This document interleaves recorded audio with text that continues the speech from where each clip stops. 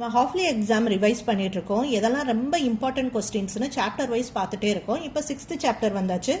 ட்ரையாங்கிள்ஸ்ல possible 2 மார்க்குன்னு பார்த்தோம்னா state PPT theorem கேட்கலாம், இல்லைனா டிஃபைன் சிமிலர் ட்ரையாங்கிள். ரெண்டுமே நம்ம definition important definition. Okay, next 3 மார்க்குன்னு பார்த்தோம்னா ஒரு ட்ரையாங்கிள் கொடுத்துட்டு அதில் 2 லைன்ஸ் ஆர் பேரலல் சொல்லிடுவாங்க. இப்படி ஒரு ட்ரையாங்கிள், இந்த லைனும் பேரலல்னு சொல்லிட்டு சைட்ஸ் எல்லாம் கொடுத்துருவாங்க. ஏதாவது ஒரு சைடை மட்டும் நம்மள ஃபைண்ட் அவுட் பண்ண சொல்லுவாங்க.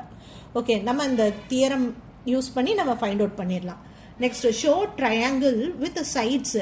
அப்போ ட்ரையாங்கிளோட சைட்ஸ் கொடுத்துட்டாங்க. இது 5, இது 12, இது 13.